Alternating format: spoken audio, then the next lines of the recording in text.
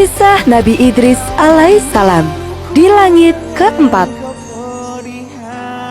1000 tahun setelah Nabi Adam wafat, bumi terbagi menjadi 4 wilayah besar dan manusia berbicara dalam 72 bahasa. Sungguh luar biasa, anak cucu Nabi Adam telah tersebar ke seluruh penjuru bumi. Pada masa inilah Nabi Idris hidup. Beliau lahir di kota Manaf, Mesir, dan diangkat sebagai nabi sekaligus Rasul Allah untuk kaum Bani Qabil. Iblis benar-benar menepati sumpahnya untuk menggoda anak cucu Nabi Adam. Sebagian besar manusia telah lupa pada ajaran Nabi Adam. Mereka tidak lagi menyembah Allah SWT dan berganti menyembah kepada api, menganggap api sebagai dewa yang menjaga mereka. Suatu ketika, Allah memberikan ujian berupa kemarau panjang. Hujan yang tak kunjung turun membuat tanah mengering. Gagal panen terjadi di mana-mana. Hewan ternak juga banyak yang mati karena kekurangan air minum. Aduh, kalau begini terus aku bisa rugi. Keluh salah satu orang. Sesaat kemudian, orang-orang mulai gaduh dan saling mengeluh. Tidak ada yang bisa mengatasi kesulitan itu.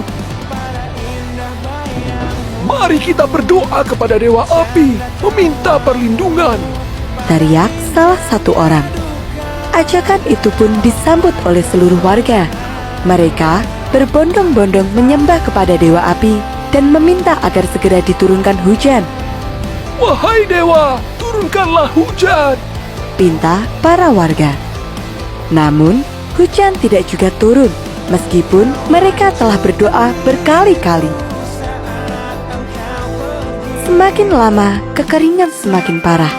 Nabi Idris pun mengajak kaumnya untuk berdoa dan memohon kepada Allah Subhanahu wa Ta'ala.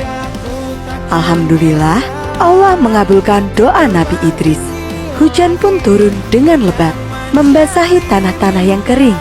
Sungai kembali terisi, pertanian kembali subur, dan tanah kembali menghijau. Sungguh Allah Maha Besar. Dalam kesehariannya, Nabi Idris selalu berhati-hati dalam berbicara, pendiam, berwibawa, dan sangat suka belajar. Allah memberikan karunia ilmu yang sangat luas kepada Nabi Idris. Ini adalah mukjizat yang diberikan kepada Nabi Idris. Beliau menjadi orang pertama yang memahami ilmu tafsir, hukum, serta ilmu astronomi. Subhanallah. Mukjizat berikutnya adalah kemampuan untuk menulis dan membaca. Nabi Idris adalah orang pertama yang bisa membaca dan menulis. Selain itu, Allah Subhanahu wa Ta'ala menurunkan 30 sohifah atau lembaran kepada Nabi Idris yang berisi petunjuk yang harus disampaikan kepada kaumnya, Bani Qabil, agar mereka bertaubat dan menyembah Allah. Tidak hanya cerdas dan memiliki banyak ilmu, Nabi Idris juga mendapatkan mukjizat menjahit. Beliau sungguh mahir dalam menjahit pakaian.